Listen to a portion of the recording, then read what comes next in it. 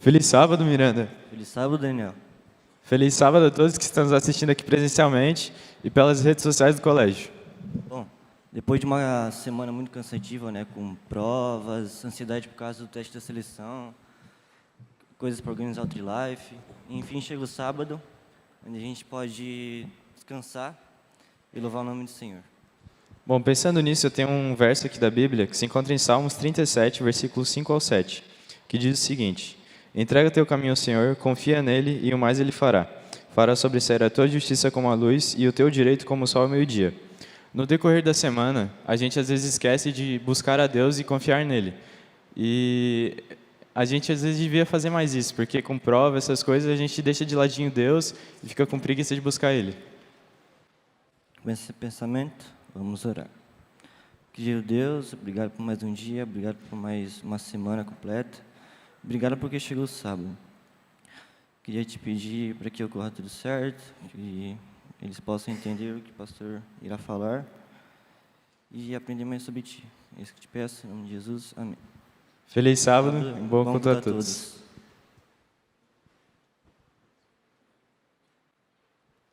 Muito bem, bom dia. Bom dia. Vocês dormiram bem? Sim? Alguns não, alguns sim? Muito bem, eu espero que vocês tenham dormido bem. Nós vamos começar louvando. Mas ontem, quando eu saí daqui, nós ouvimos uma bela canção pela Det. E eu... Net. E ela foi composta pela professora Selma, há 34 anos atrás. Aí eu depois saindo lá, professora Selma, eu falei com o pastor Wesley disse, eu casei quando foi feita a música, né? Aliás, há 36 anos atrás. E eu descobri que a professora Selma, ela era muito na minha solteirice. Ela dizia, pode certeza ter que tudo há de mudar, né? Eu sou muito fã dessa música. E talvez algumas canções te remetam aos seus momentos de sofrimento, momentos de dor, mas essa canção que nós vamos cantar agora, ela remete à grandiosidade do nosso Deus. Ela fala que esse Deus que é próximo a mim e a você, que é amigo, que é irmão, esse Deus que é maravilhoso, que é mais chegado que um amigo, ele também é o Deus todo-poderoso, grandioso, poderoso, Criador do céu, da terra, do mar, da fonte das águas. Então que eu e você possamos louvar a esse Deus que merece toda a honra, todo louvor e toda glória. Amém? Você pode se colocar de pé? Vamos louvar juntos. Sejas louvado.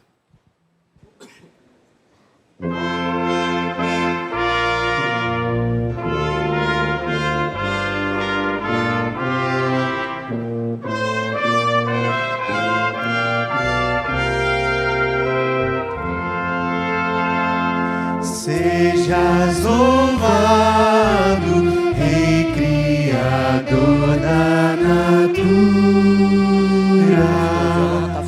Louva minha alma, louva com zelo e ternura. Louva, Senhor, pelo insondável amor, cálido amor que perdura. Sejas louvado, tu que o universo conduzes, sob tuas asas paz e conforto produzes. Haja louvor pelo teu dom redentor, Príncipe eterno das luzes. Sejas louvado pelo cuidado paterno, sob a verdade ergues teu reino eterno. Teu louvor seja somente o Senhor.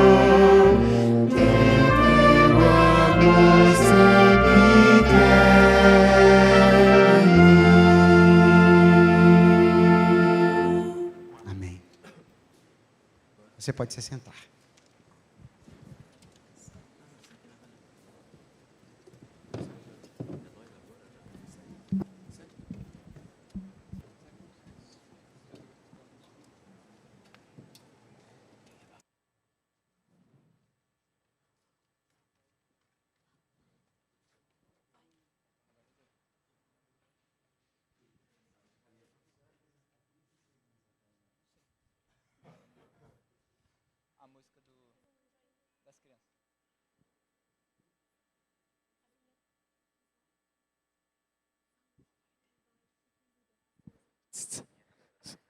Feliz sábado a todos. Quero convidar aqui todas as crianças agora para chegarem aqui um pouquinho mais na frente. Chegou a hora de adorar ao Senhor.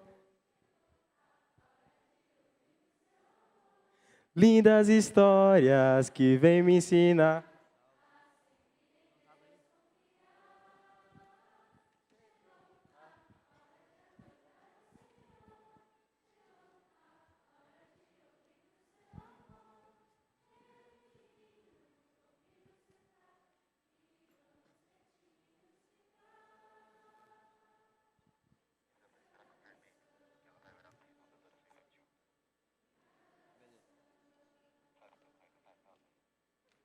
Gostei, vou aderir, vou aderir.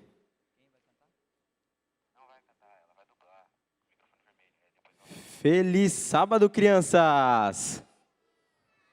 Estão desanimadas, é? Vou pedir então para as crianças responderem. Feliz sábado, igreja!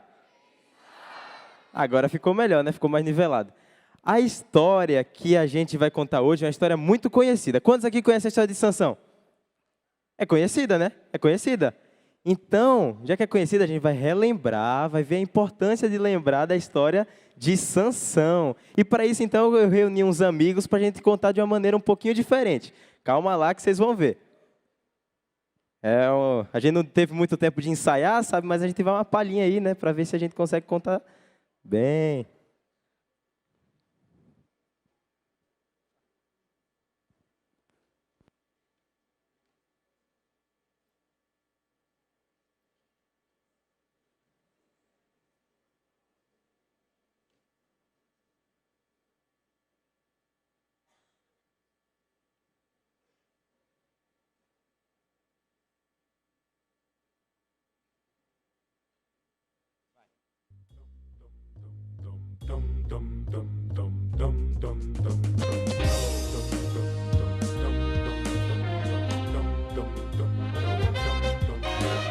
Forte, bonito, grandão, cabeludão, este é o Sansão.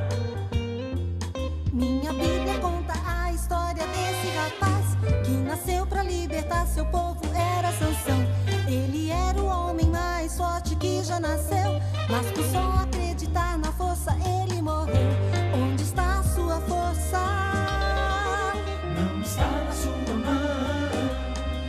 A força do seu cabelo. Num instante veio ao chão. O poder que vem do alto, só ele vai lhe manter. Se sua força está ligada a Deus, nada pode lhe deter. Forte, bonito, grandão, cabeludão, este é o Sansão. Com sua força ele matou leão, raposas e mais. Muitos homens inimigos seus era Sansão. Iludido por Dalila, seu controle perdeu. Foi tirado seu cabelo e a força então pereceu. Onde está a sua força? Não está na sua mão. A força do seu cabelo. Num instante veio ao chão.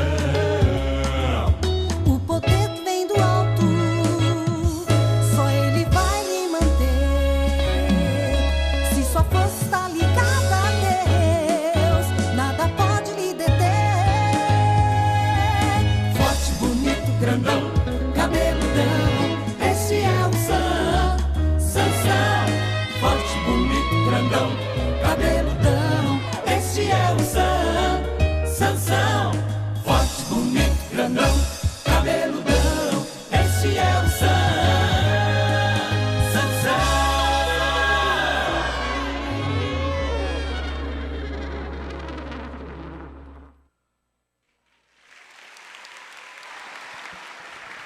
Vamos orar agora?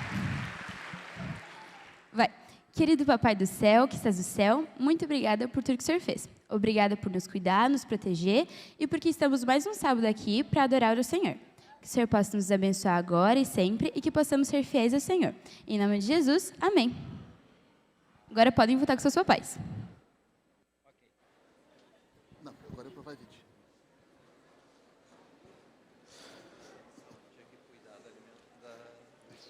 Sim. Tia Cecel que se cuide, hein? Realmente, Doutor Gustavo, muito bom. Mas eu acho que nem precisava de tanto filisteu. Se fosse o pastor Reginaldo lá, Sansão não tinha vez, né? Já botava ele no código de ética ali, já fazia... Já perdia a força ali, né? E Sansão também tinha que cuidar de vários pontos da sua saúde. Com certeza. Sansão tinha que manter o shape, mas tinha vários pontos ali ligados. Quais são esses pontos? Que é justamente os cuidados, o que ele tinha que tocar, a questão da alimentação. Sim. Né? E tudo isso daí o Senhor já deu orientações desde o início. Ele tinha o voto de Nazireu. Quanto mais cedo nós começamos esse cuidado, melhor. Tá? Mais importante. E justamente por isso, pastor, que essa semana nós estamos dedicando esse fim de semana, iniciando já no culto agora na sexta-feira à noite, no início do sábado, hoje pela manhã e hoje à tarde, com um bônus amanhã pela manhã, tá? E sou dedicado 100% à saúde. Alguns já viram também, eu queria convidar, eles já vão estar descendo por ali, né? Daí eu já chamo, eles já passam por aqui, pode deixar. Isso. O doutor Ricardo Vargas e a professora Nete Rocha, já aproveita e já passem por aqui. Eles, ontem à noite nós apresentamos, nós tínhamos um grupo, hoje nós temos também vários amigos que estão nos acompanhando e outros que também estão nos acompanhando pela internet. O doutor Ricardo é nutricionista e zootecnólogo, a professora Nete Rocha, educadora física e culinarista saudável, agora sim, né? Esse casal dedica já anos, não muitos anos, né? Não, assim, não, já se dedicam sim há vários anos. Já, muitos aqui já estavam, né? E tem dedicado o seu ministério à promoção de saúde, à prevenção de doenças, e realmente ontem nós tivemos uma mensagem muito importante sobre os cuidados, não apenas da alimentação, mas um estilo de vida, né? Um estilo de vida. E nós vamos seguir agora pela manhã. Hoje, às 16h30 à tarde, se você está nos acompanhando aqui de perto, não está conosco e quer estar, venha hoje às 16h30, os amigos que aqui estão também.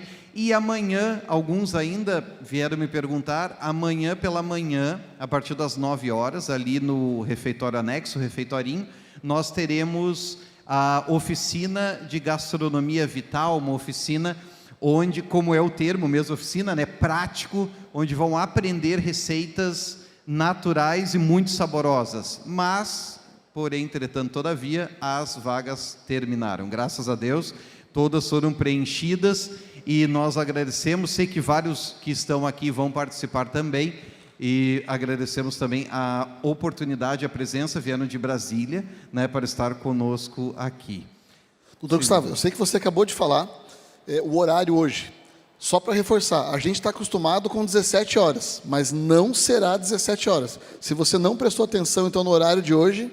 Isso, às 16h30 ou 4h30 da tarde, se o colega está meio assim, como preferir. Em outro formato, né, ele pode. Vai ser um pouquinho antes, justamente para que nós possamos aproveitar bem todos os detalhes do tema e poder terminar certinho no horário que comumente é feito ali no refeitório, tá bom? E eu gostaria de aproveitar, nós fizemos à noite, mas uma vez mais pedir a bênção do Senhor, orar, pedir que o Senhor continue nos guiando como já vem guiado até esse momento. Assim como você está, permaneça sentado, feche seus olhos. Vou pedir, por favor, pastor, ore para nós. Nosso eterno Deus, Pai querido, te agradecemos porque nosso corpo é templo do Teu Espírito, uma máquina criada com uma perfeição incrível. Nos ajuda a honrarmos, ó Pai, ao Senhor através da nossa vida. A, quem sabe, mudarmos hábitos, acima de tudo, mudarmos a nossa mentalidade. Que possamos ser livres, mas aquela liberdade que o Senhor nos dá. uma liberdade que realmente liberta e não aprisiona, ao contrário de tantas promessas que vemos aí mundo afora. Que o Dr. Ricardo, a Nete, sejam mais uma vez instrumentos teus para a nossa liberdade em Cristo, por Jesus. Amém. Amém, amém. Muito obrigado. Muito bem, gente. Eu tenho um recado bem especial hoje. Nós não teremos o vídeo do Provai e Vede, mas eu preciso da sua atenção máxima, ok? Ontem nós tivemos aqui uma ação entre amigos, né? Conseguimos angariar ali 2 colchões, um beliche para aquela família que teve os seus bens perdidos pela chuva. Vários professores, vários funcionários, alunos, né? Fizeram ali alguma doação, pela qual nós somos muito gratos. Aos que doaram, a gente vai fazer depois ali a prestação de contas também, tudo da maneira mais transparente possível. Mas eu tenho um recado muito importante, muito importante, da parte da tesouraria da igreja IAESC. Nós somos muito gratos a todos os doadores que demonstram sua fidelidade a Deus através dos dízimos e também das ofertas. Somos muito gratos. Mas eu tenho um recado especial para que a gente entenda o funcionamento e toda a dinâmica e a transparência com que a Igreja Adventista mexe com as finanças, visto que é um dinheiro sagrado, um dinheiro que foi consagrado ao nosso Deus. Existem basicamente 2 tipos de entradas na Igreja Adventista. Uma delas é o dízimo, outra delas é a oferta. Como funciona o dízimo? Todo dízimo que é recebido pela igreja local, ele é destinado para a Associação Catarinense, que é o escritório, no nosso caso, a Associação Norte Catarinense. É o escritório que administra a igreja nessa região. Esse valor do dízimo, ele é integralmente repassado à associação. Ele é usado para o salário dos pastores, dos demais obreiros, para o avanço evangelístico da igreja, ok? Uma parte dele também vai para a região sul do Brasil, que destina uma parte à América do Sul, a administração na América do Sul, que por sua vez repassa uma parte também para a administração mundial da igreja. Então, o valor do dízimo, ele é usado na nossa região, no nosso estado, na nossa região, na América do Sul e também no mundo. Nós temos essa visão mundial. Já as ofertas, o dízimo representa a nossa fidelidade a Deus. Já as nossas ofertas representam a nossa gratidão a Deus. Enquanto o dízimo se refere a 10% da nossa renda, as ofertas não têm um percentual fixo. Cada adorador determina quanto ofertará a Deus em gratidão por aquilo que Deus é e pelas maneiras que Deus tem abençoado a nossa vida. Esse dinheiro, quando ele entra na igreja, ele é administrado da seguinte forma: 60% do valor fica para o caixa da igreja local, para as suas despesas. Ano passado, por exemplo, tivemos uma grande despesa reformando o telhado da igreja. Temos aí os gastos com transmissão, os gastos com os departamentos da igreja, enfim, cada departamento ali então usa um percentual dessa oferta. Isso 60%. 20% são usados para a construção de novas igrejas aqui na região norte de Santa Catarina. E 20% se destinam a projetos da igreja mundial. Então, as ofertas também, você abençoa a sua realidade local, regional e mundial. Então, essas são as 2 formas, as duas maneiras, os 2 formatos através dos quais a igreja recebe. Porém, a entrega desses valores acontece de 3 formas. Acontece, por exemplo, nas salvas. Você pode trazer as suas ofertas ou seus dízimos e depositar nas salvas. Quando o dinheiro é colocado na salva solto, a igreja entende que esse é um valor referente à oferta, cujo doador não quer ser identificado, ok? Então você faz a sua doação anônima.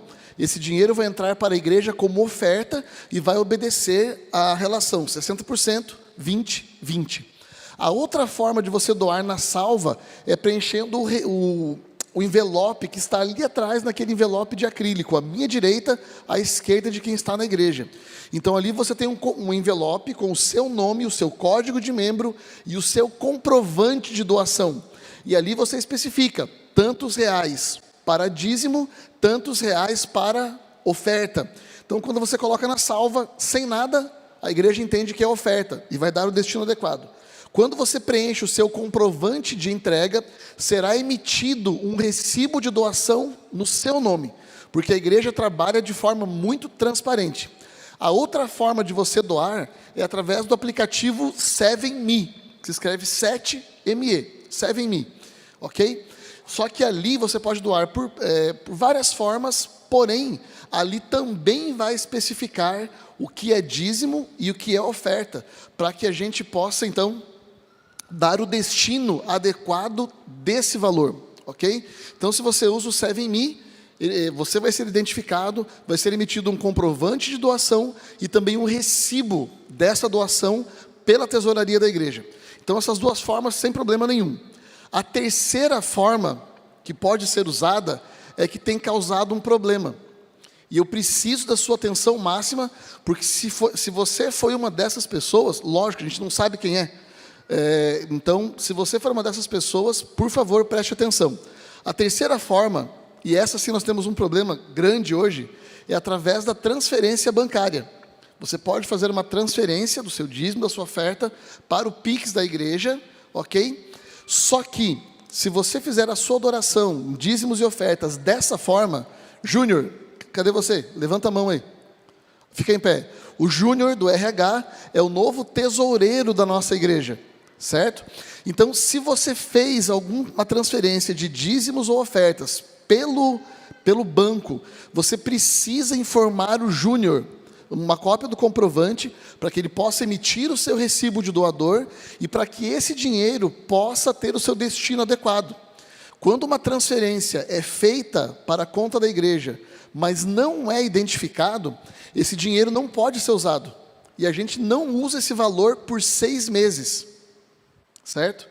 Então, se você faz ali uma doação por transferência, se você fez alguma doação nos últimos meses, certo? E não mandou o comprovante para o tesoureiro, por favor, mande esse comprovante para que esse valor possa ter o seu recibo feito, ok? E para que o dinheiro possa ser usado. Para você ter ideia, 1/4 de todo o caixa da igreja hoje está em depósitos não identificados. 25% do valor que a igreja tem em mãos hoje não pode ser usado porque os recibos não chegaram à tesouraria da igreja.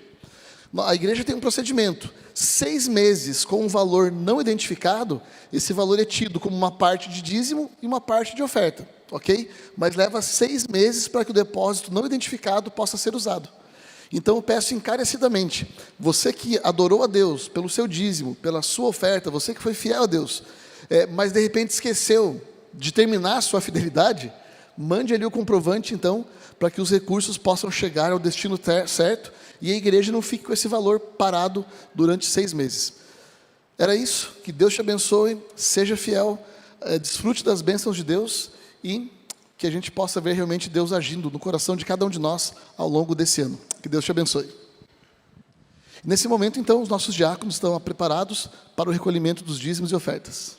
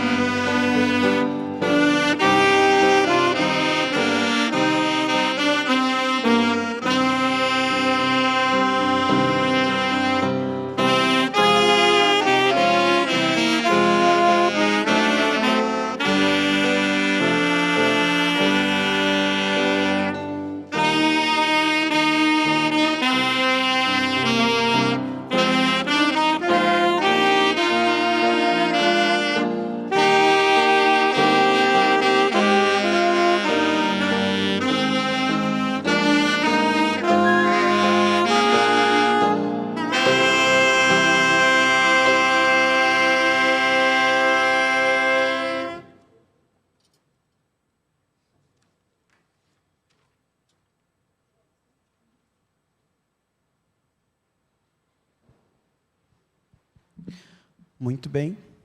Dá uma olhadinha para a pessoa que está do seu lado aí. Está bem arrumado?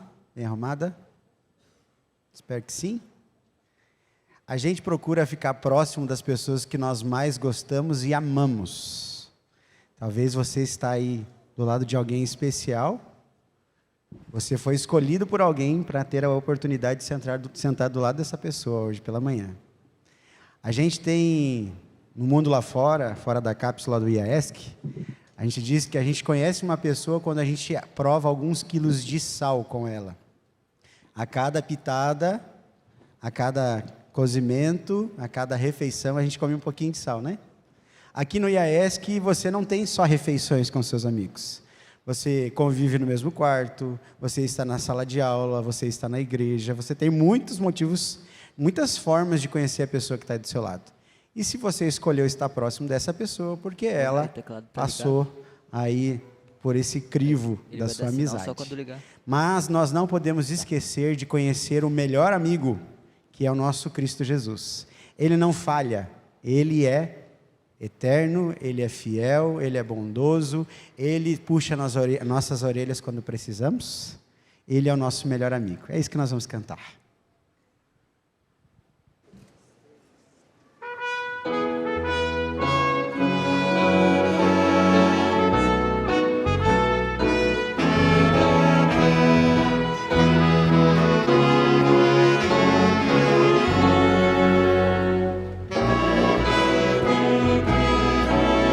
Juntos.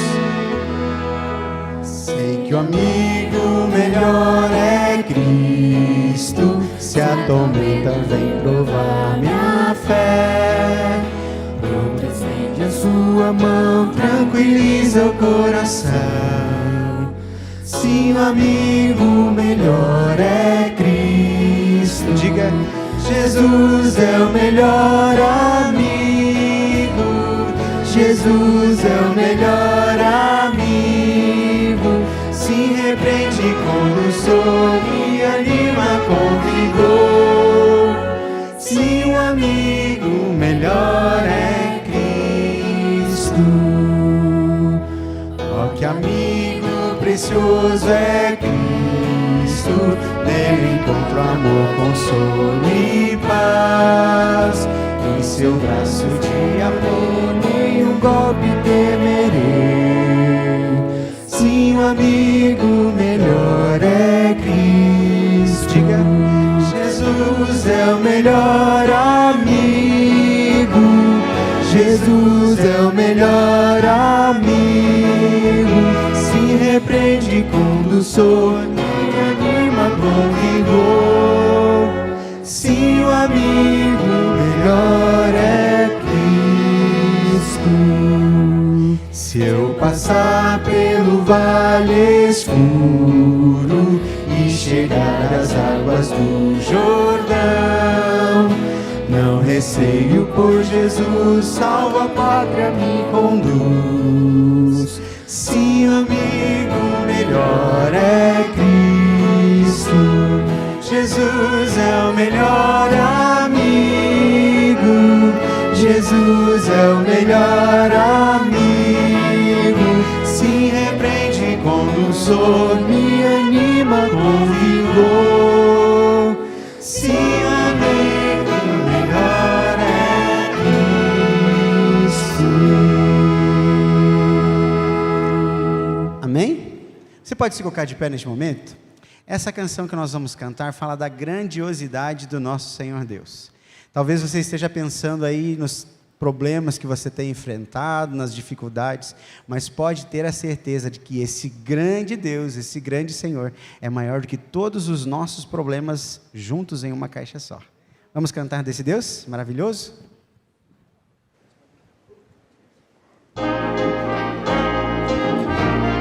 É uma canção vibrante. Vamos cantar de maneira vibrante.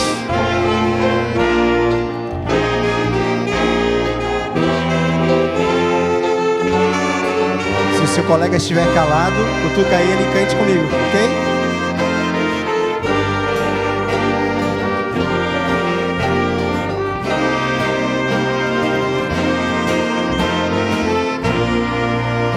Diga: Grande é o Senhor, santo e justo Ele é, nós confiamos em seu grande amor. Grande é o Senhor, verdadeiro e fiel, sua graça provou seu amor. Grande é o Senhor e digno de glória, grande é o Senhor, digno de louvor. Grande é o Senhor, erguemos a voz, erguemos a voz. Grande é o Senhor. Grande é o Senhor. Diga. Grande é o Senhor, santo e justo Ele é, nós confiamos em seu grande amor. Grande é o Senhor, verdadeiro e fiel, sua graça provou seu amor. Grande é o Senhor e digno de glória, grande é o Senhor, digno de louvor.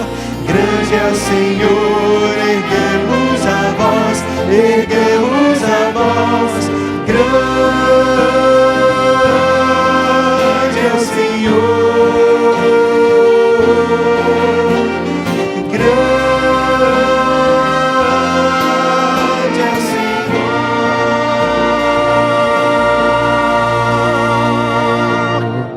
Amém?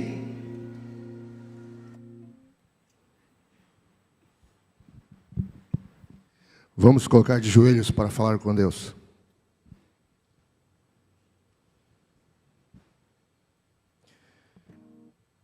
Grandioso Pai que estás nos céus, santificado seja o teu nome. Obrigado por essa ocasião em que estamos aprendendo como mudar nosso estilo de vida para nos preparar para morar com o Senhor no céu. E nesse momento pedimos a unção do seu Espírito Santo para que nos unja e prepare a nossa mente para a mensagem que será dada a nós. E que nós possamos sair daqui melhor do que quando aqui entramos. Abençoe todos, especialmente aqueles que sofrem de algum tipo de enfermidade, física, mental ou espiritual. Que nesse momento seu Espírito Santo possa estar se movendo aqui dentro e efetuando curas e milagres. Tudo isso pedimos, e pedimos principalmente pelo maior milagre, que é o perdão dos nossos pecados. E é em nome de Jesus que pedimos. Amém, Pai.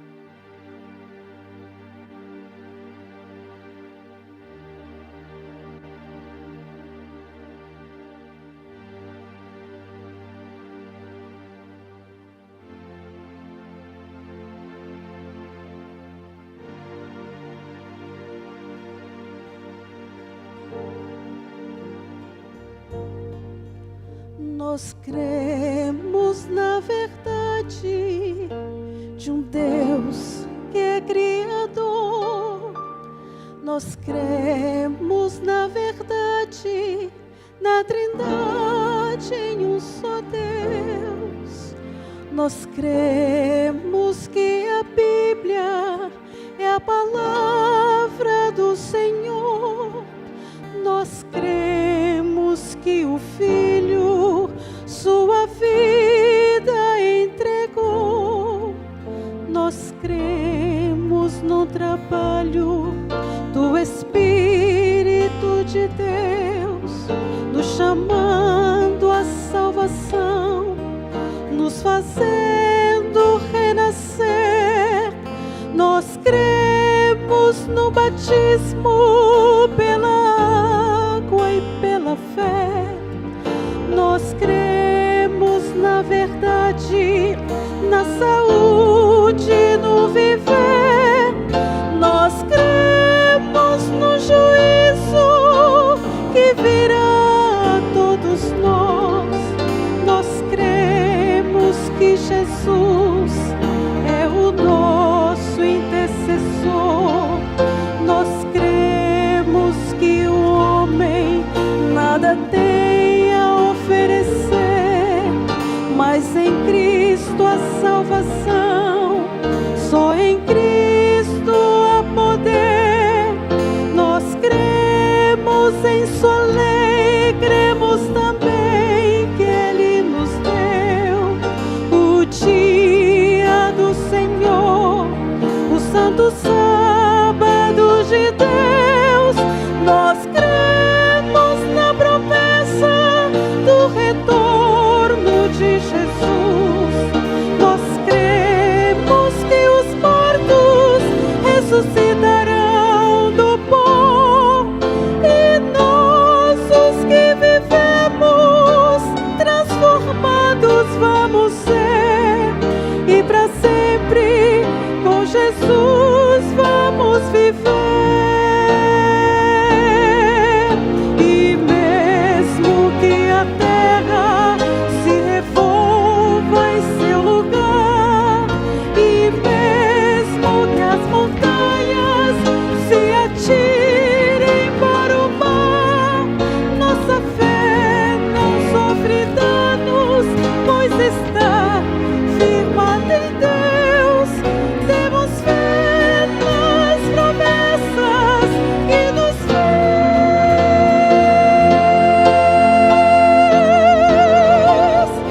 Nós cremos na promessa do retorno de Jesus.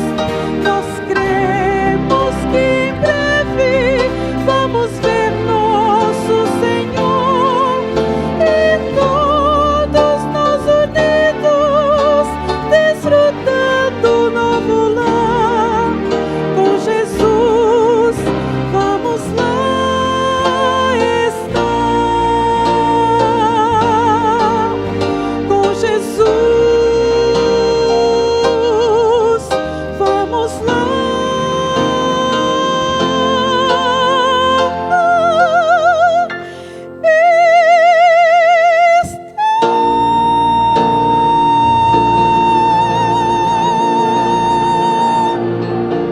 Amém.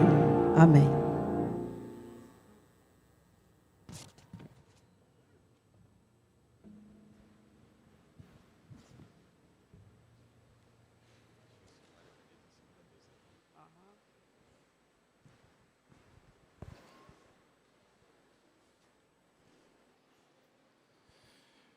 Bom dia, feliz sábado a todos. No tema de ontem à noite, nós começamos a falar a respeito de comportamento e tivemos como objetivo passar o comportamento do povo de Israel depois da libertação da escravidão. Foram 430 anos escravos, eles literalmente não sabiam mais quem era Deus. Eles tiveram que reaprender o conceito de quem era Deus. E ficaram no deserto durante 40 anos para aprender. Mas nós lemos lá em Salmo 78 ontem que eles não mudaram o seu comportamento. Eles continuaram pecando e os seus dias se dissiparam em súbito terror. Hoje eu queria trabalhar com vocês um pouquinho de um outro grupo. Um grupo menor, um grupo formado por 4 pessoas, Daniel e os seus 3 amigos.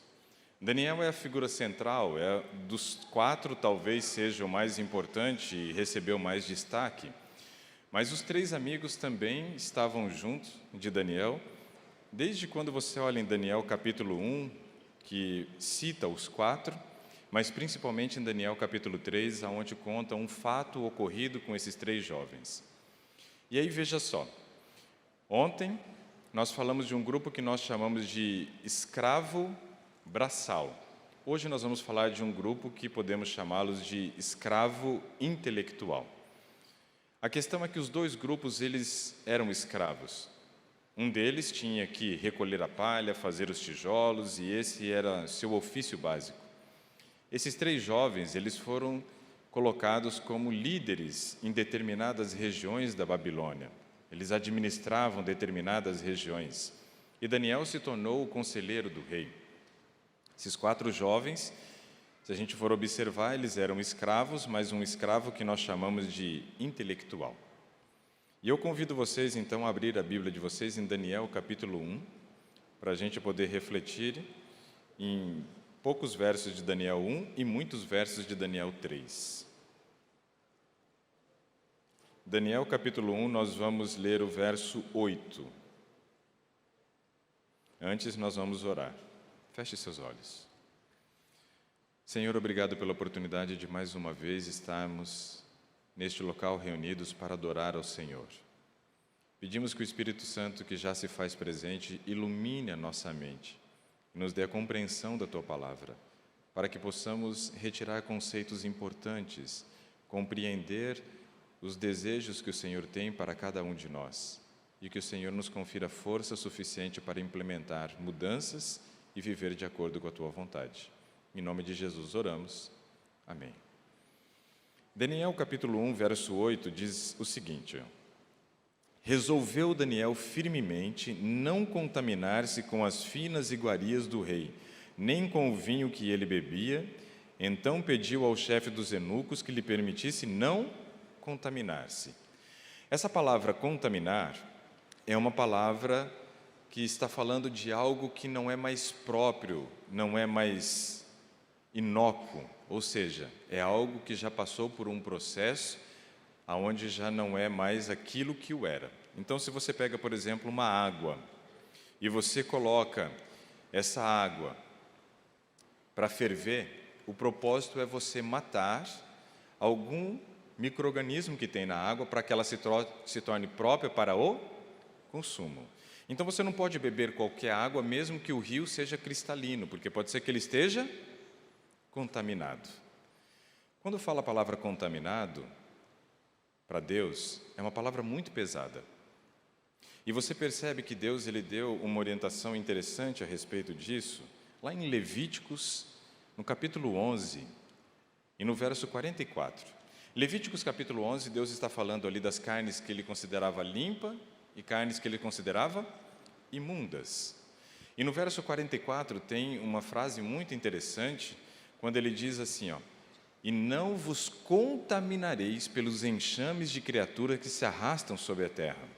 Ele diz no começo do verso assim, eu sou o Senhor vosso Deus, portanto sede santos como eu sou santo, e não vos contaminareis.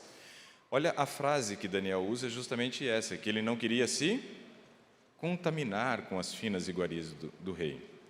Só que ele era escravo, e nós falamos ontem que a lei do escravo é aquela que manda quem pode e obedece quem tem juízo. E Daniel, aqui ele desafia o rei da Babilônia quando ele diz que não ia se contaminar, nem ele nem os seus amigos, com as finas iguarias do rei. Deus protegeu Daniel naquela situação, livrou Daniel e os amigos. Mas a vida de Daniel e seus amigos não foi fácil na Babilônia. Teve um momento que Daniel foi jogado na cova dos leões, mas os seus amigos tiveram também os seus problemas no campo de Dura. Era uma região de planície, e nessa região de planície, Nabucodonosor, depois de ter tido aquele sonho e foi revelado o sonho por Daniel, o que queria dizer cada parte do seu sonho, quando ele sonha com a estátua com a cabeça de ouro e o restante dela em outros metais, representando outros reinos, mas a cabeça era de ouro, representando a Babilônia. Parece que Nabucodonosor não entendeu nada do que Daniel havia dito. E ao invés de Nabucodonosor tentar refletir, compreender e perceber que existia um Deus que é soberano, ele então assume toda a soberania e o protagonismo para si, e ele manda fazer uma estátua. Daniel capítulo 3, no verso 1, diz assim: O rei Nabucodonosor fez uma imagem de ouro que tinha 60 côvados de altura e 6 de largura. Essa altura é de aproximadamente 27 metros e tem uma largura de 2,60 2,70 m. Então essa era a altura, 27 metros por 2,70, toda de ouro, representando o reino da Babilônia, demonstrando o poder, a ostentação e a posição de Nabucodonosor diante do mundo na época. Mas essa estátua ela foi erguida e estavam todos reunidos. O verso 3 vem dizendo quem estava ali reunido. Então se ajuntaram os sátrapas, os prefeitos, os governadores, os juízes, os tesoureiros, os magistrados, os conselheiros e todos os oficiais das províncias para a consagração da imagem que o rei Nabucodonosor tinha levantado. E estavam em pé diante da imagem de Nabucodonosor que ele tinha levantado. Então estava todo mundo reunido ali, os mais importantes da Babilônia, estavam todos ali, diante daquela estátua. Era um dia de festa. Nabucodonosor buscava a exaltação própria. Ele estava querendo demonstrar realmente o seu poder. Assim como nós falamos ontem, quando o povo de Deus estava escravo no Egito e o faraó era a figura suprema, a figura que falava e todos obedeciam, dizia e todos se curvavam, agora quem tinha esse poder era Nabucodonosor. A primeira grande nação que dominou todo o mundo foi a Babilônia. É interessante quando você tem a oportunidade de visitar alguns museus. No ano de 2015, eu fui fazer uma semana de palestra na cidade de Londres, na Inglaterra, e ali existem muitos museus. E eu fui no Museu de Londres, um museu espetacular, um museu tão grande que eu fiquei 5 horas andando dentro do museu e visitando o museu junto com um estudante de arqueologia que pôde me ensinar muitas coisas ali. Era um pastor e era estudante de arqueologia, fazia seu doutorado nessa área. Ficamos 5 horas dentro do Museu de Londres e eu vi 40% só do museu. 5 horas andando, só deu para ver 40%. Muito grande, muita história ali dentro. E tem uma área que é dedicada justamente a contar alguns fatos importantes e mostra toda a questão dos reinos que já haviam passado. E tem uma região dedicada à Babilônia, uma região dedicada à Grécia. Na Grécia, por exemplo, você tem ali uma parte do Partenon que estava no Museu de Londres. Eu não sei se eles devolveram, porque o Museu da Grécia, eles estavam em reforma e não tinham onde colocar, e o Museu de Londres falou assim, deixa aqui, a gente cuida para vocês. E eles começaram a cuidar, mas não quiseram devolver depois. Estava uma briga judicial entre a Grécia e também a Inglaterra para que houvesse a devolução do Partenon, de grande parte, né, do palácio que havia lá na Grécia. E ali você percebe realmente como que existia uma ostentação. Eu tirei uma foto na frente de uma porta, que era a porta de entrada de um palácio, da época dos sírios, né, que veio depois da Babilônia. Eu tenho 1,89 de altura. Diante da porta eu era uma formiguinha. A porta deveria ter, no mínimo, olhando assim, sem poder contar, mas no mínimo 7 metros de altura.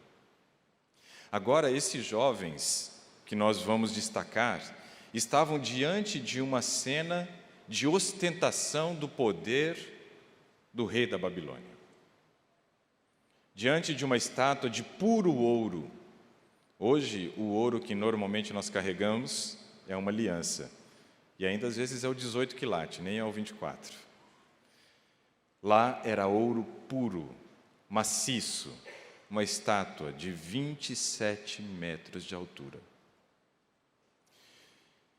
E o verso continua dizendo, agora olhando para o verso 4, o seguinte: nisto, o arauto apregoava em voz alta, ordena-se a vós outros, ó povos, nações e homens de todas as línguas, no momento em que ouvirdes o som da trombeta, do pífaro, da harpa, da cítara, do saltério, da gaita de foles e de toda sorte de música, vós prostrareis e adorareis a imagem de ouro que o rei Nabucodonosor levantou.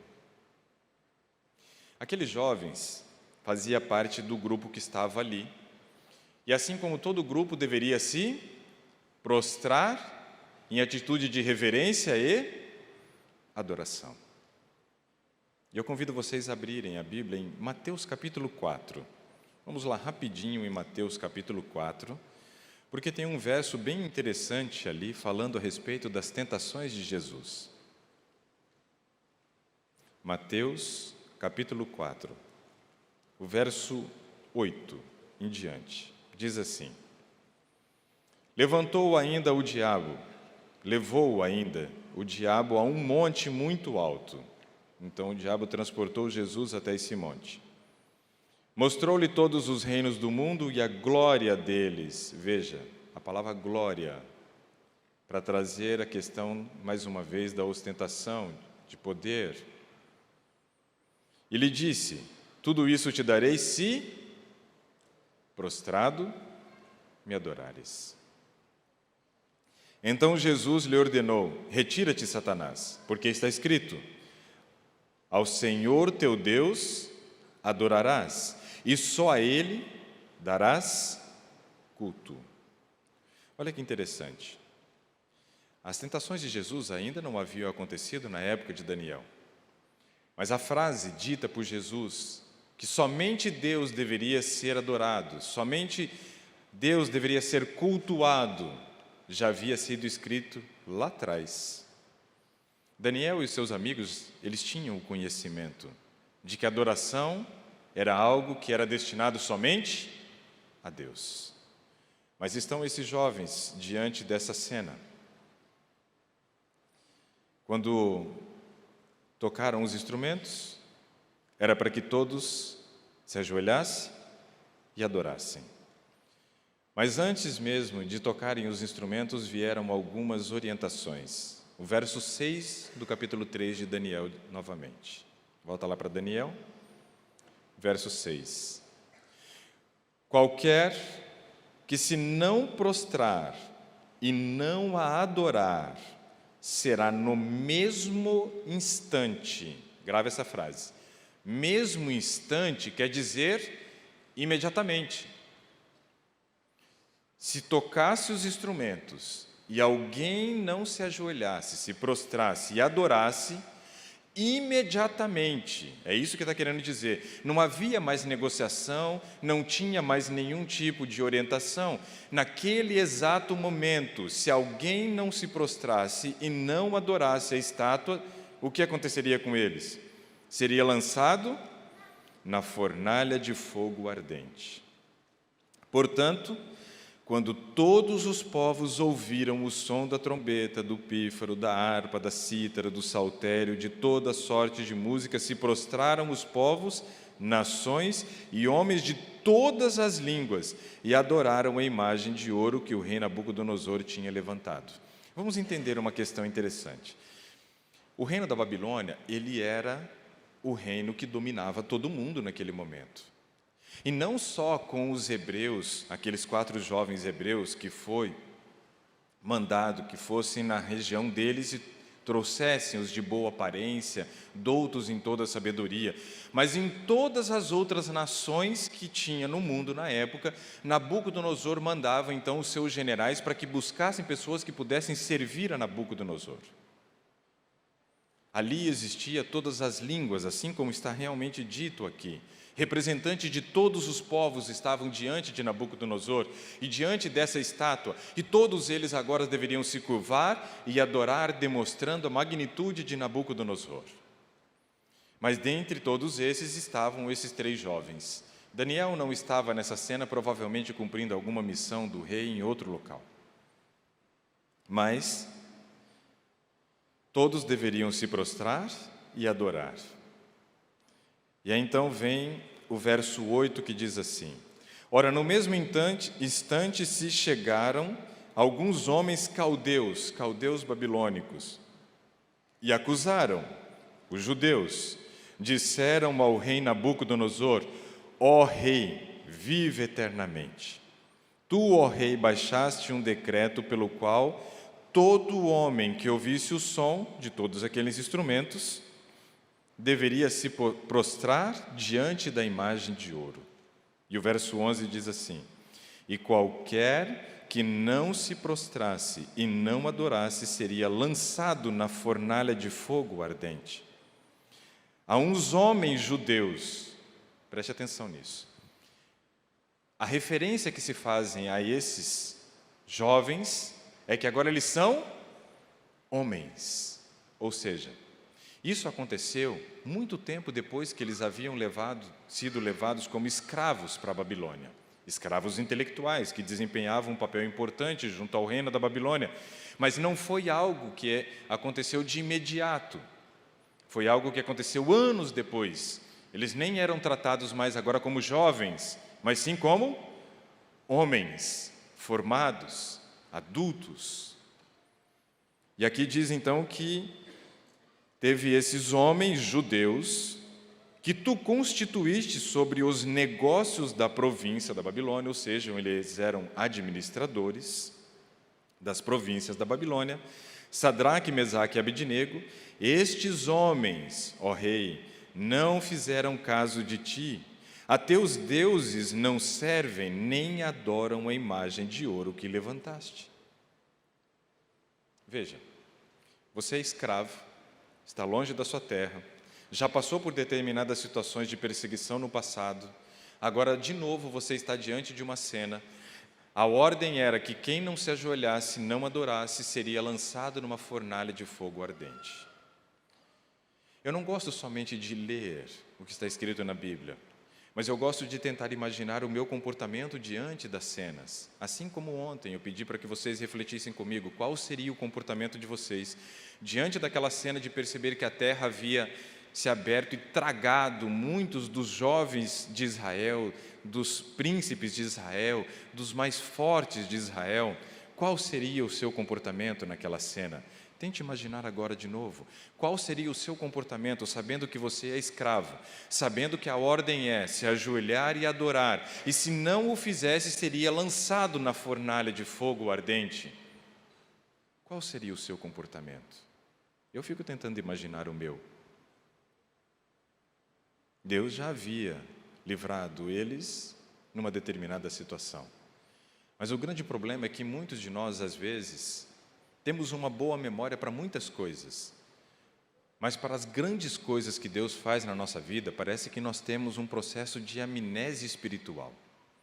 Parece que nós nos esquecemos muitas vezes daquilo que Deus já fez, ou por nós ou por nossa família. Nós temos uma tendência muito clara de ser ingratos, de ter amnésia espiritual e nos esquecermos das grandes obras que Deus fez, não só na nossa vida, como na vida de tantos personagens bíblicos. Esses jovens, que agora eram homens, haviam sido muito bem instruídos pelos seus pais.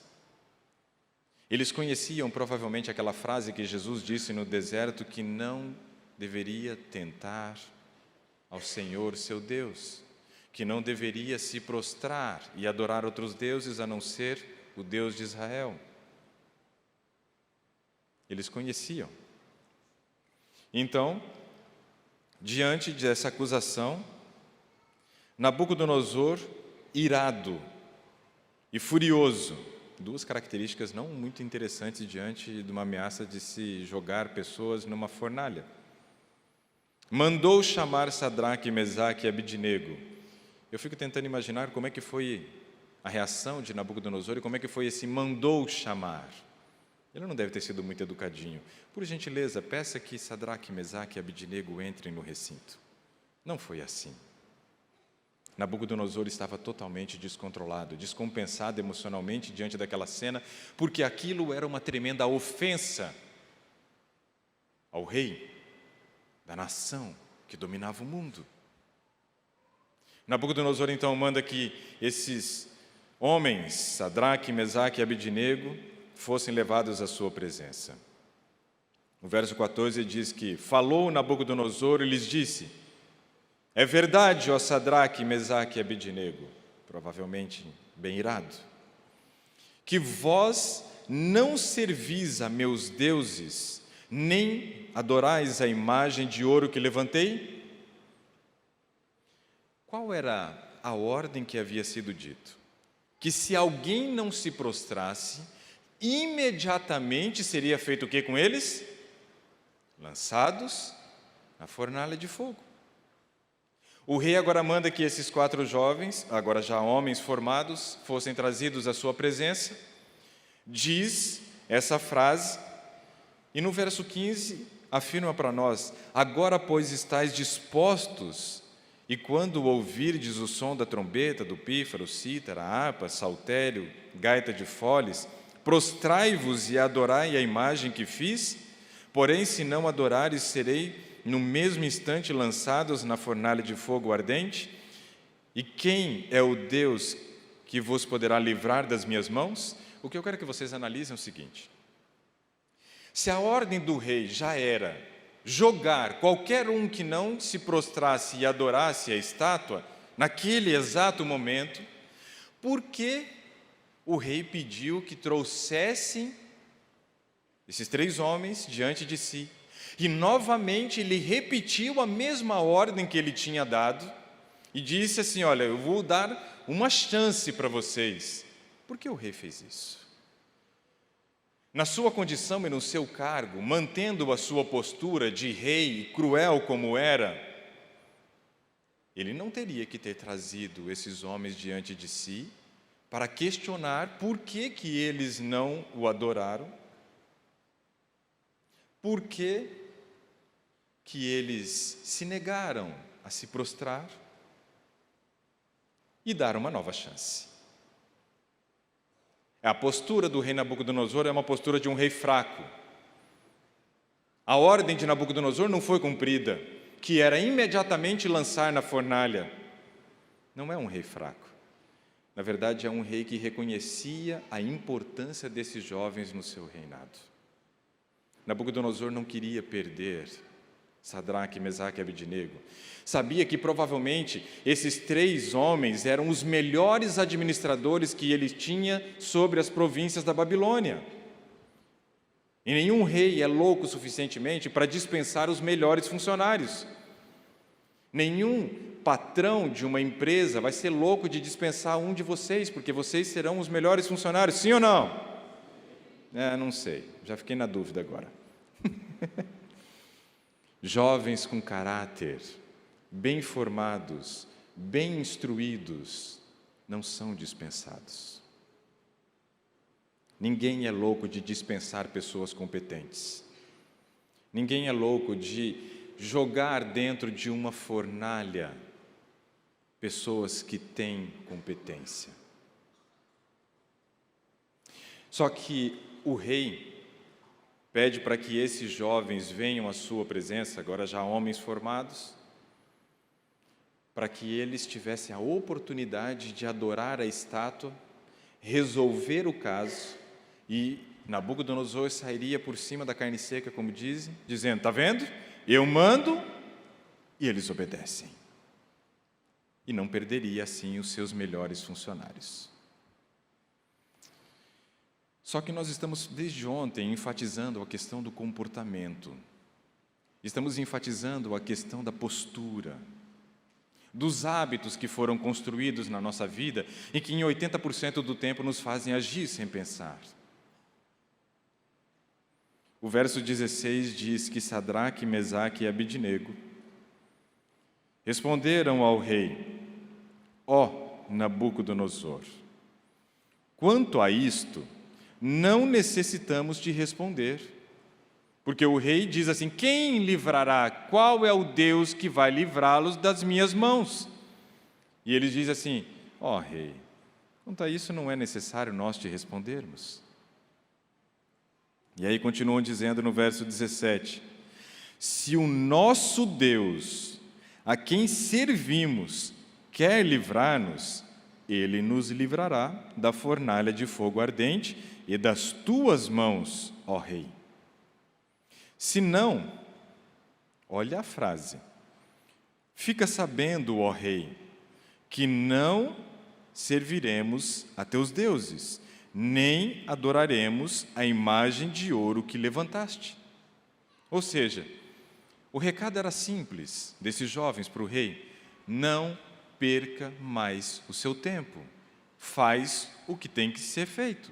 Nós não vamos adorar a imagem, não vamos nos prostrar, porque nós temos caráter, nós temos princípio, e nós servimos a Deus. E se Ele quiser nos livrar, Ele vai. E se não quiser, tudo bem também. Não perca mais o seu tempo, ó rei. Faz o que tem que ser feito. Isso não é para qualquer um. Isso não é postura para qualquer um. Alguém que confia muito em Deus pode ter esse tipo de postura. Alguém que desenvolveu um relacionamento com Deus tem condições de agir dessa maneira.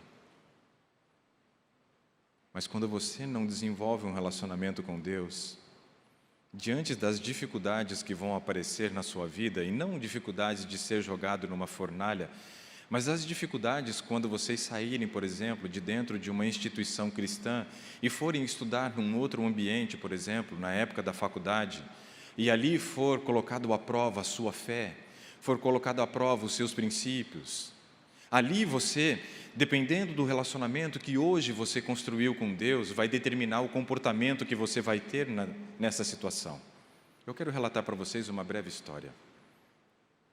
A minha primeira faculdade foi zootecnia, nutricionista animal, que trabalha na área de nutrição, reprodução e melhoramento genético animal.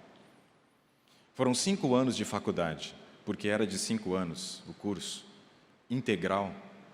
Eu tinha aula de manhã e à tarde, e muitas vezes tinha que ficar na faculdade à noite porque tinha monitorias ou algumas aulas especiais. Eu passava o dia inteiro na faculdade praticamente. Eu passei no vestibular com 16 anos. Eu entrei um ano mais cedo no colégio porque minha mãe dava aula num colégio e com 4 anos, como eu havia sido expulso do colégio que eu estudava, com 4 anos, né, bem legal, né, eu era.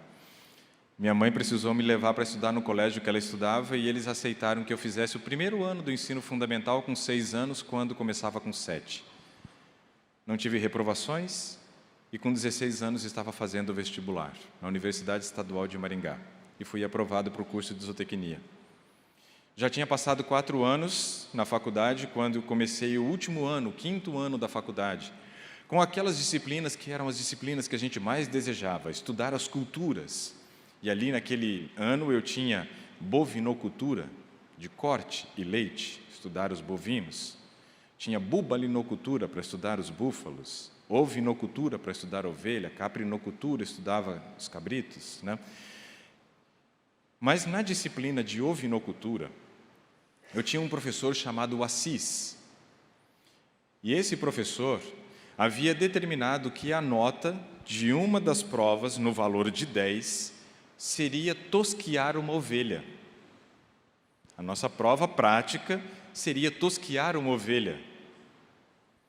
E eu estava empolgado para o dia dessa prova prática, para tosquiar a ovelha. Porém, ele marcou essa prova prática para o sábado. E eu fui conversar com ele. E eu disse assim: professor, o senhor sabe que eu sou cristão e eu sou adventista do 7º dia. E no sábado eu vou estar na igreja. Eu não tenho condições de fazer essa prova. E ele me disse: fala com seu pastor. Eu falei: a questão não é o pastor. A questão é o princípio. E por princípio, eu não vou fazer a prova. Ele falou: então você vai ficar com 0. Eu falei: eu sei disso. Ele falou: mas tem outros 2 adventistas que vão fazer a prova. Eu falei: eles são adventistas. Eu sou cristão. Para mim não me importa só a placa da igreja que eu frequento, mas sim o princípio que está escrito na Bíblia. E como seguidor de Cristo, eu quero continuar obedecendo. E eu não farei a prova. Ele falou: pois é. estamos com um problema, né? Eu falei, eu sei. O que o senhor me sugere? Ele falou, faça a prova. Eu falei, não farei. Mas eu tenho uma sugestão para o senhor. Posso dizer? Pode. A prova vale 10 e eu vou ficar com 0, né? Isso. A prova teórica também vale 10, né? Ele disse sim. Se eu somar a prova teórica, que vale 10, com a nota 0 que eu vou ter na prova prática e dividir por 2, vai dar 5, né? Ele falou sim. E eu estarei reprovado na disciplina, né? Ele falou, é. Eu falei, se eu tirar 10 na sua prova, que todo mundo diz que é difícil, o senhor me dá 6 de média? Ele falou, se você tirar 10, você passa com 6. Eu falei, ok.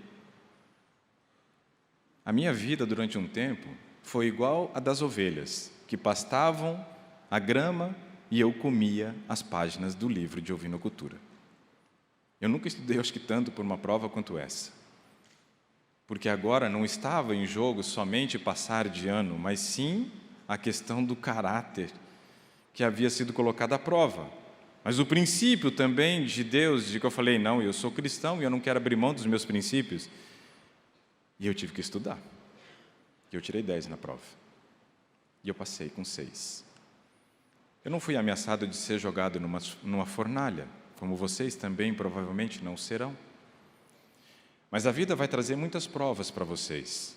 O caráter de vocês vai ser testado todo o tempo, e já o é testado. Mas depois que vocês estiverem na universidade, depois que vocês entrarem no mercado de trabalho, vocês serão testados diariamente. Só não serão testados 24 horas, porque num período das 24 horas vocês estarão dormindo. Mas no restante do tempo, o caráter será provado o tempo todo. Dependendo do relacionamento que hoje você constrói ao lado de Deus, não importa a prova que virá, sua resposta será sim, sim, não, não. Esses jovens já tinham a decisão deles tomada, mesmo que a ameaça ainda não tivesse sido feita. E eles então decidem não se prostrar. O verso 19 diz então que Nabucodonosor se encheu de fúria. Como é que ele estava antes? Ele estava irado e furioso. Agora ele está um passo além. Agora ele se encheu de fúria. Eu fico imaginando os jovens olhando nos olhos de Nabucodonosor, dava para ver de repente o reflexo das labaredas de fogo da fornalha. Nabucodonosor se encheu de fúria e transbordando, transtornado, o aspecto do seu rosto contra Sadraque, Mesaque e Abidnego, ordenou que se acendesse a fornalha 7 vezes mais do que se costumava. Essa fornalha provavelmente era o forno que era usado para queimar os tijolos que os escravos produziam. Ele pediu para que fosse colocado combustível suficiente para que a temperatura da fornalha atingisse 7 vezes mais. Quando a gente está num laboratório de bromatologia para fazer análise de alimentos, existe um forno que nós utilizamos nesse laboratório de bromatologia, que a temperatura desse forno, para poder queimar o alimento e você ficar somente com as cinzas do alimento, ela atinge 1.200 graus Celsius nesse forno. Ele é chamado de mufla. É um forno pequeno, com uma porta dessa espessura de aço. E lá dentro você coloca alguns vidrinhos de porcelana com o alimento que você quer queimar. Nós chamamos isso de cadinho.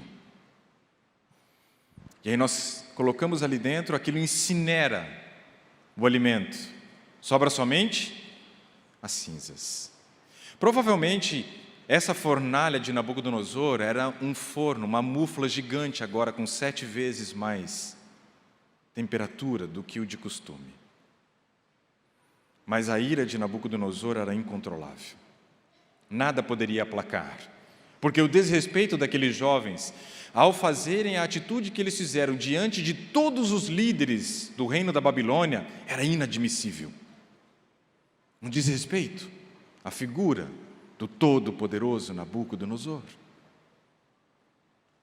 O verso 20 diz: ordenou aos homens mais poderosos que estavam no seu exército que atassem a Sadraque, Mesaque e Abidnego e os lançassem na fornalha de fogo ardente. Então estes homens foram atados com os seus mantos, suas túnicas e chapéus e suas outras roupas e foram lançados na fornalha sobremaneira acesa. Porque a palavra do rei era urgente e a fornalha estava sobremaneira acesa. As chamas do fogo mataram os homens que lançaram de cima para dentro a Sadraque, Mesaque e Abidnego. O fogo estava tão quente, a fornalha estava tão quente, que só o ato de chegar próximo da fornalha já fez com que aqueles outros homens do exército, os mais poderosos, morressem. Estes 3 homens, Sadraque, Mesaque e Abidnego, caíram atados dentro da fornalha sobremaneira acesa. Verso 24. Então o rei Nabucodonosor se espantou e se levantou depressa e disse aos seus conselheiros: não lançamos nós 3 homens atados dentro do fogo? Responderam ao rei: é verdade, ó rei. Tornou, nossa, estou ficando cego. Tornou ele e disse: eu, porém, vejo 4 homens soltos que andam passeando pelo fogo. Só que ele destaca que o 4º homem tinha um aspecto semelhante a um filho dos deuses. Isso aqui é interessante. Se a sua postura diante dos conflitos que a vida vai lhe trazer, diante das situações que a vida nos apresentará, você mantiver os seus princípios, quem virá te socorrer? Se necessário for, não virá um anjo, virá o próprio Deus. Quem estava com esses 3 homens lá dentro da fornalha? Jesus. Se você não negar a sua fé, o próprio Deus virá em seu socorro, se assim for necessário. Mas a questão é o comportamento diante das crises, o comportamento diante das situações que a vida vai nos impor. E aí o verso 26 diz: então se chegou Nabucodonosor à porta da fornalha, um pouco longe, óbvio, que ele já viu que ali, se chegasse perto, já morria. Ele se achegou à porta da fornalha, sobremaneira acesa, falou e disse: Sadraque, Mesaque e Abidnego, servos do Deus Altíssimo, sai e vinde. Então Sadraque, Mesaque e Abidnego saíram do meio do fogo. Ajuntaram-se os sátrapas, os prefeitos, os governadores e conselheiros do rei, e viram que o fogo não teve poder algum sobre os corpos destes homens, nem foram chamuscados os cabelos da sua cabeça, nem os seus mantos se mudaram, nem cheiro de fogo sobre eles tinha.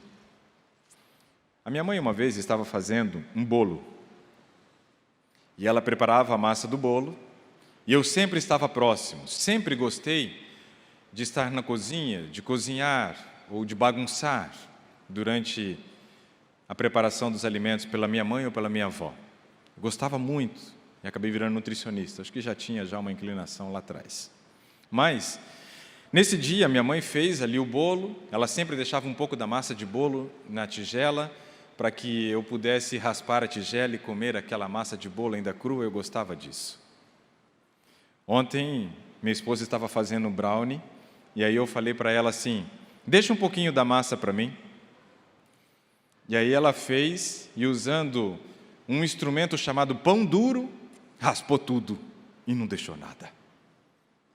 Aí eu falei, Nete, deixou um pouquinho para mim? E ela falou, ixi, tirei tudo. Ela falou, mas eu vou fazer outro bolo, outro brownie, que quem estiver no curso amanhã vai ter a oportunidade de experimentar. E aí ela falou, eu vou deixar um pouquinho desse. E aí ela deixou. E aí eu me lembrei dessa história ontem, e falei, eu vou compartilhar essa história lá, na hora que eu estiver trazendo a mensagem. A minha mãe preparou a massa do bolo, deixou um pouquinho da massa, eu comi a massa, e ela foi e colocou o bolo no forno. E de repente ela percebeu que o forno não estava aceso, havia apagado. E ela então veio com uma caixa de fósforo, e eu, como toda criança curiosa, fui e enfiei a cara junto, na frente do forno, para ela novamente acender o fogão, ali o forno do fogão. E ela riscou o fósforo, e tinha um pouquinho de gás acumulado ali dentro. E gerou uma pequena explosão, né? Saiu aquela labareda de fogo, e tinha um indivíduo besta com a cara praticamente dentro do forno, e era eu. E eu me lembro que o cheiro era horrível depois da cena, porque queimou um pouco da sobrancelha e os cabelos que eu tinha na época aqui na frente. A minha avó, ela matava e depenava galinha em casa. E quando ela depenava a galinha, ela colocava no fogo para poder tirar, depois que tirava as penas, para poder queimar, né, os restinhos que sobravam ali da pena no couro da galinha. E o mesmo cheiro que eu odiava de quando ela passava a galinha no fogo é o que eu estava fedendo naquele momento. E olha, era um fogão, e foi só uma labareda de fogo. Esses 4 jovens, eles andaram, passearam dentro de uma fornalha ardente, e nem cheiro ficou, não chamuscou nada. Por quê? Porque não importa o tamanho da prova, se Deus estiver contigo e quiser te livrar, Ele vai te livrar. E Ele não te livra para você ficar com escoriações, Ele te livra para que você fique em perfeito estado. Esse é o Deus desses 3 homens, mas é o mesmo Deus que hoje está à disposição para cada um de nós. E aí então, no verso 28, Nabucodonosor dá uma declaração, e eu quero chamar sua atenção para isso.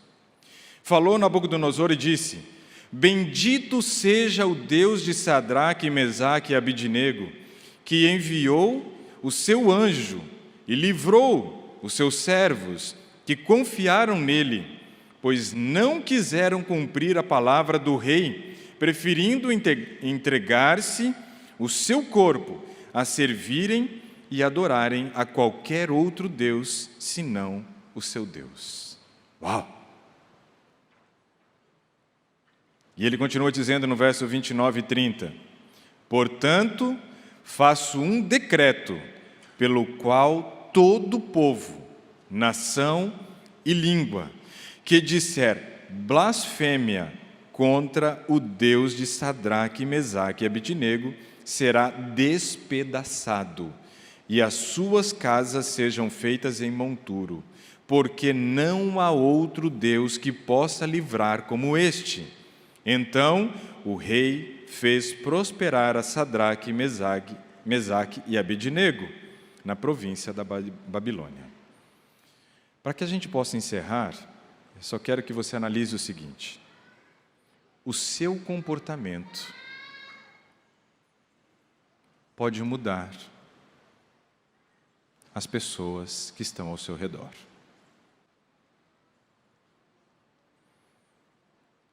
Postura é algo que o mundo precisa. Existe um texto de Ellen White, que foi um texto que eu nunca mais esqueci depois que eu fiz a primeira leitura. Esse texto diz que o mundo precisa de homens e mulheres que sejam fiéis aos seus princípios, assim como a bússola é fiel ao polo. Ou seja, homens que não se compram, mulheres que não se compram e nem se vendam. Deus espera que vocês sejam homens e mulheres dignos, de postura, com comportamento ilibado. A frase que Deus gostaria de dizer de cada um de vocês se encontra lá no livro de Jó. Se você procurar e começar a ler, você vai perceber que quando Satanás chega diante de Deus para acusar Jó, Deus diz assim: você viste o meu servo Jó? Quais eram as características de Jó? Vamos ver se vocês se lembram. Quais eram as características? Ele era o quê? Justo, que mais? Íntegro, que mais? Reto e se desviava do mal. Essas são as 4 características que Deus quer que você desenvolva hoje. Para que quando as provas vierem, essas 4 características façam a diferença. Deus vai te livrar de qualquer situação que aparecer no futuro se você se manter fiel. E você vai mudar o mundo ao seu redor. Essa é uma realidade. Mas não ache que a vida vai ser fácil e não ache que não virá tentações sobre vocês, das quais muitas vezes você acha que não é capaz de suportar. Deus estará ao seu lado. Ele vai te livrar. Seja na fornalha ou em qualquer outra situação. Mas Ele pretende que você desenvolva integridade, justiça, que você seja reto e que você se desvie do mal. Essas características são as características que Daniel e seus amigos desenvolveram e são as mesmas características que hoje nós precisamos desenvolver. A vida não será uma vida com mar de rosas, terá muitos espinhos pelo caminho, mas não temo, Deus é contigo. Independente da situação, Ele estará ao seu lado. A minha esposa vai cantar um último hino neste momento e fala justamente a respeito de não temer. Chama-se Eu Não Temerei a Noite. Nós não precisamos temer a noite, não precisamos temer a escuridão, não precisamos temer as dificuldades que a vida nos impõe, se nós estivermos juntos a Deus, porque Ele será fiel. Deus abençoe vocês.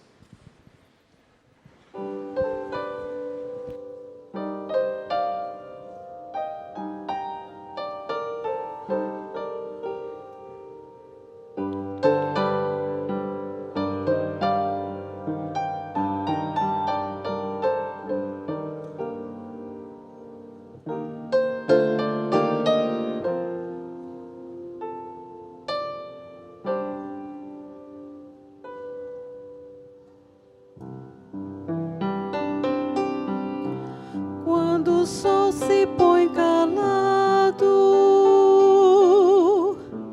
e o dia se desfaz, posso então sentir a brisa e o frio que a noite traz. No silêncio escuro, o medo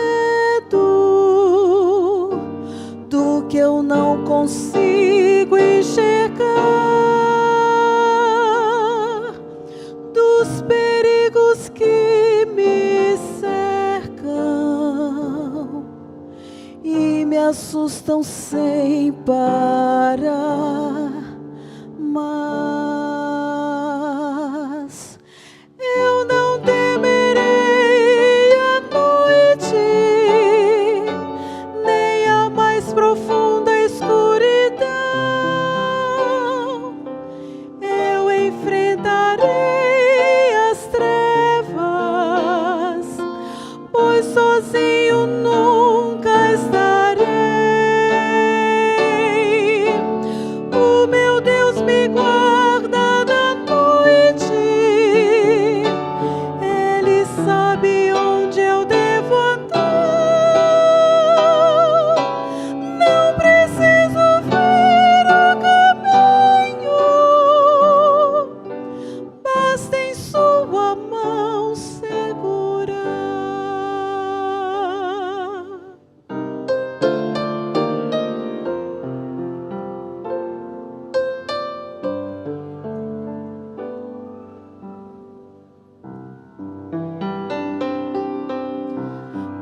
do brilho dos meus olhos, vai perdendo a sua luz. Quando perco a esperança e me esqueço de Jesus, tudo que me resta é angústia. Novamente em trevas estou, eu me sinto tão sozinho.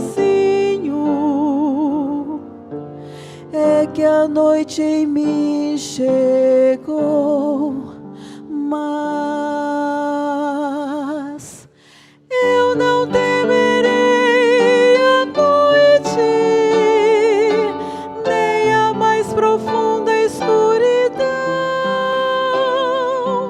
Eu enfrentarei as trevas, pois sozinho nunca estarei. O meu Deus me guarda na noite, Ele sabe onde eu devo andar.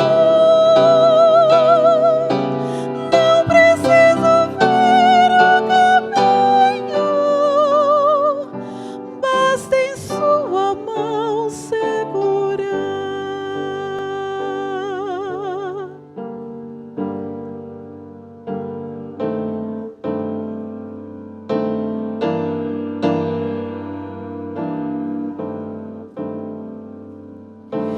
Eu enfrentarei as trevas, pois confio em meu Senhor.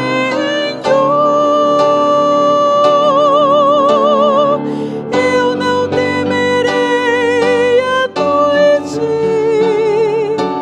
nem a mais profunda escuridão. Eu enfrentarei as trevas, pois sozinho nunca estarei. O meu Deus me guarda na noite, Ele sabe onde eu devo andar. Não preciso ver o caminho,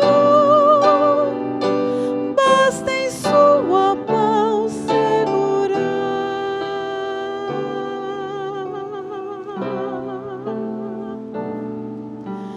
Basta em sua mão segurar.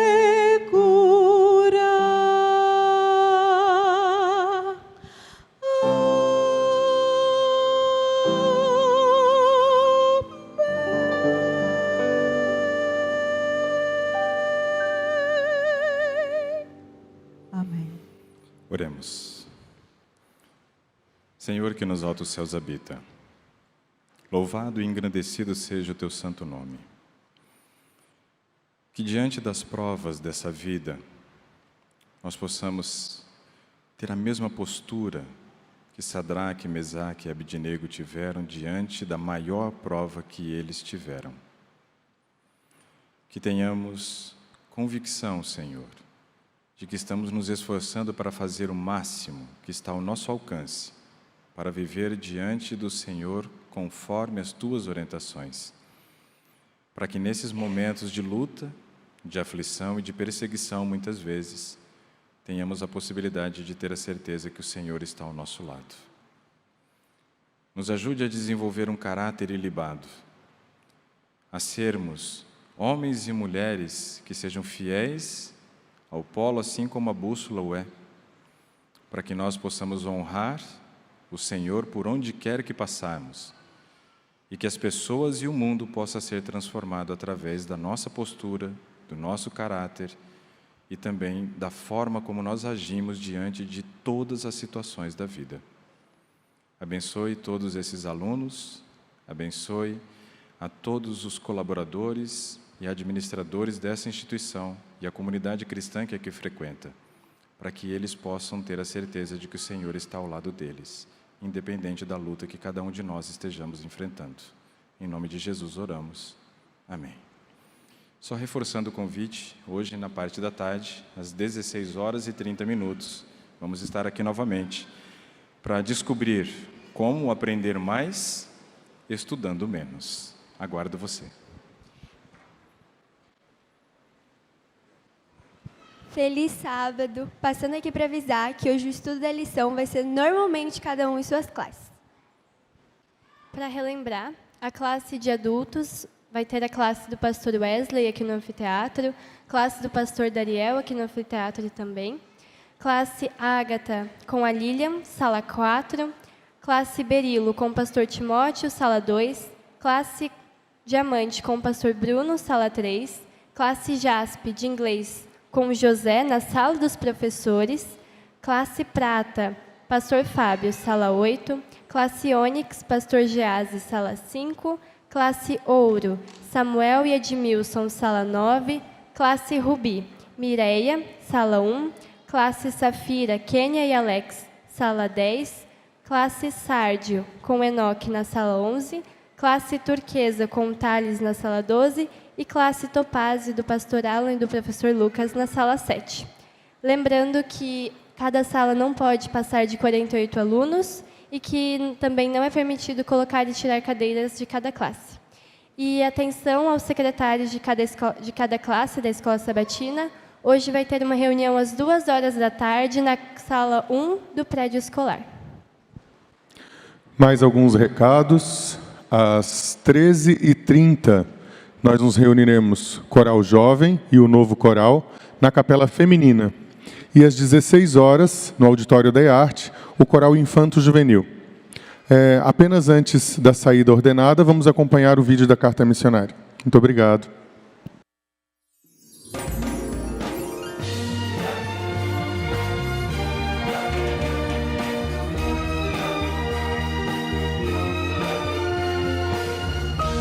Informativo Mundial das Missões. Sem dívidas. Lide sonhava em ser enfermeira e por isso ingressou no curso de enfermagem da Universidade Adventista da África Central em Ruanda. A proximidade dos professores e alunos chamou a sua atenção e ela começou a se envolver nos cultos do campus. Logo Lide se inscreveu em um curso bíblico, se convenceu da mensagem adventista e pensou em ser batizada. Mesmo convencida, ela adiou seu batismo, com a condição de passar em todas as matérias no primeiro ano. Deus auxiliou Lide a passar em todas as matérias, mas novamente ela adiou a decisão de ser batizada. No ano seguinte, Lide fez o mesmo acordo com Deus, e mais uma vez ela passou em todas as matérias. Desta vez, ela cumpriu com sua parte e foi batizada, entregando seu coração de verdade para Jesus. Entretanto, Lide tinha um problema. Ela estava com as mensalidades atrasadas e seus pais não podiam ajudá-la. Lide lutava para ganhar dinheiro enquanto estudava e quase não conseguiu terminar o terceiro ano de estudos. Pronta para desistir no quarto ano, ela conseguiu um trabalho em tempo integral na universidade. Lide trabalhou na construção da Faculdade de Medicina da universidade, mas o dinheiro ainda não era suficiente. Por isso, certa vez, em lágrimas, ela implorou para que Deus a ajudasse a pagar as mensalidades do seu curso. Na semana seguinte, Lide recebeu a ligação de um amigo da família, oferecendo a quantia exata de dinheiro que precisava, $1.500. Lide se formou em enfermagem em novembro de 2021 e agradece a Deus por tê-la ajudado a completar o curso. Em 2016, a sua oferta ajudou a construir a Faculdade de Medicina da Universidade Adventista da África Central. Muito obrigado! E neste trimestre iremos ajudar a expandir essa universidade, além de auxiliar outros 5 projetos da Divisão Africana Centro-Oriental. Sejamos liberais.